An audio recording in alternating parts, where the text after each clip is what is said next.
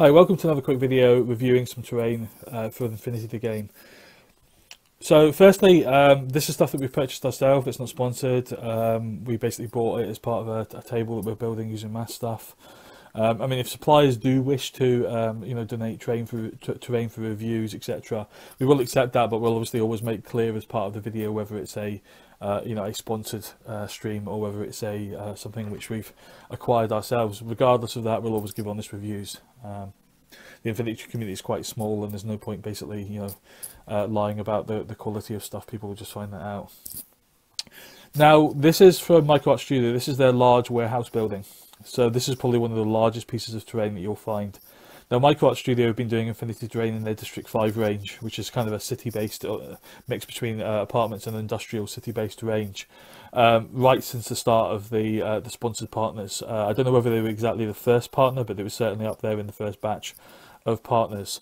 And their buildings are all very similar, so that the theme works. So the District 5 apartments, the towers, the L-shaped buildings, the garages, they all give a lot of flexibility, and they're all built the same way. And out of all the ranges, Microarts Studio is probably the easiest range to kit bash. So in another video, I'll maybe show you some of the kit bashes that I've done of the Microarts Studio range. So for example, I've changed some garages into shops by using the two large openings in the garages to act as if they were like storefronts. So there's a lot you can do because of the modularity of the sizes. Now, in this particular case, they've kept the size of these two pieces here to match the size of a normal District 5 apartment length. So apparently you can modularly swap the smaller end pieces around. I've not done that with this because I think you might lose some of the theme, because if you look here, these pieces here are very different than the pieces you get on the District 5 one. From a look and feel, I mean, ultimately they'll still fit, but from a look and feel they'll might look slightly different. So this kit's been assembled pretty much as it should have been assembled based on the instructions. So what you effectively get is a really large building. So if you think about a District 5 apartment, that's the length of a District 5 apartment, and then that's the width of a District 5 apartment. So as you can see, the footprint of this is much larger. Now, if we just spin it around, you'll see you've got different options for the side panels. You've got solid walls, single doors, and sort of larger warehouse doors. And you get these little, you do get the single door pieces as well, but you also get these little pieces here which can be used to cover off the single door pieces. These, you get two large doors here that are set inside this like insert piece. So you actually put these in. The whole top half of the building comes off, so I would leave these completely separate, and then you basically put them in and you align it, and then you push the two pieces here together, and that way you've got some maneuverability on the doors if you want to leave them open or if you want to leave them closed. It's still a little bit stiff at the moment. This is a fairly new kit that's just been assembled recently. You've also got these three roof sections, and the advantage of this is you can actually lift off the individual roof sections. So if, for example, you've got some people that you need to gain access in here, and you've got some people on the roof here, you can leave the people on the roof here while you open up this piece to get maneuverability inside the building. So I'm just going to take them all off. One thing you should note is I've left these in at the moment, so there's actually little hatchways. So you can actually pop the hatchways out, and it comes with little hooks, so you can make it look as if it's open, and it's like a loft hatch or a roof hatch. I've not put any ladders in at the moment yet, so you can see the inside. There's no ladders showing at the moment. There is some ladders that come as part of the kit. I've just not put them on yet because generally I paint ladders a different colour, so I'll put the ladders on last. Similarly, obviously, if you look at so for example, you look at these pieces here, you're going to need something to be able to go from ground level to these entrances. Now you can either use the mass District 5 catwalks, or they do actually a nice little sprue of extra ladders that are actually slightly thicker MDF ladders. So you could just get a series of ladders. You could even maybe magnetize them on so you can either put the ladders on with magnets, or then you can switch to a District 5 catwalk piece if you prefer using that on a different day. One thing I will say about mass MDF is you need to be very careful when you're pumping some of this stuff out.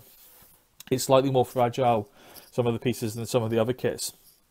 So it's all generally cut quite well on the sprue, but just be careful when you're punching it out, because what you don't want to do is break some of the pieces in the way that mass is designed. So for example, if you look in these corners, You can see there's like an L-shaped piece that actually holds these pieces together. Now these are quite easy to snap off.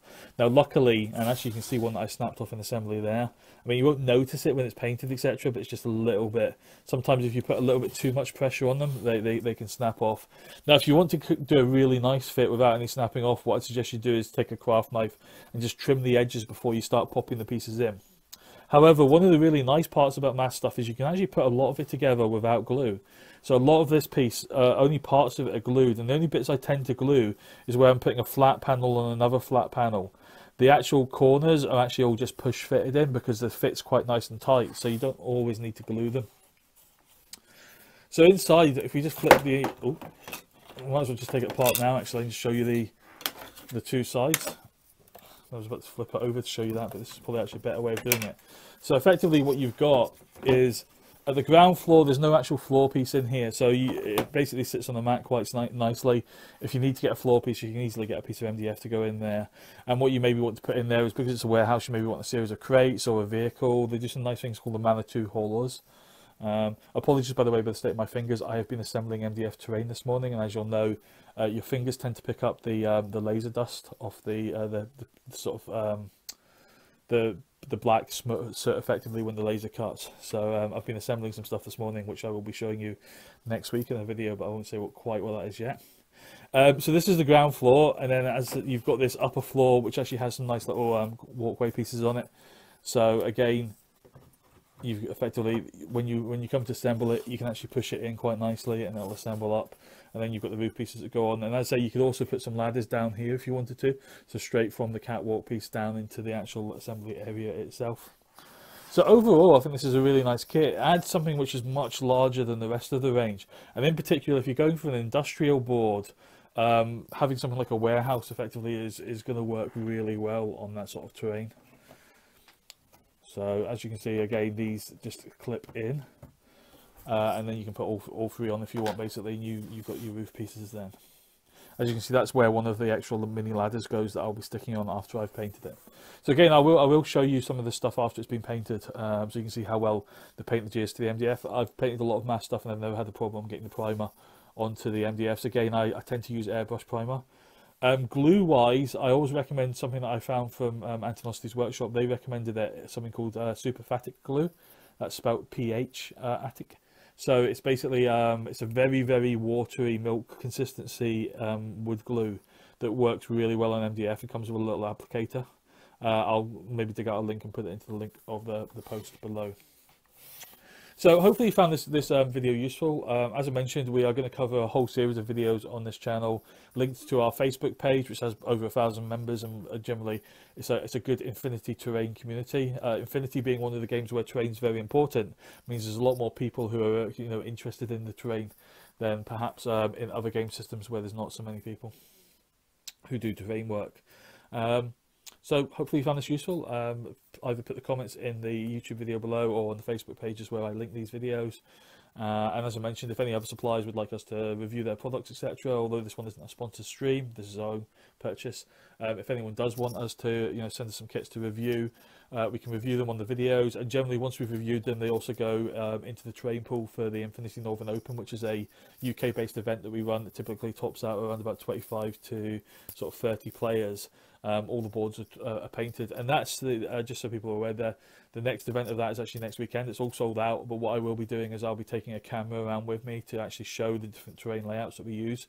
So we'll probably have upwards of somewhere between 10 and 12 boards set up for that. So I'll do a video just walk around. The quality won't be great because it'll be a noisy room, but it'll give you a chance to see some of the layouts and the density of terrain that we use at the Infinity Northern Open.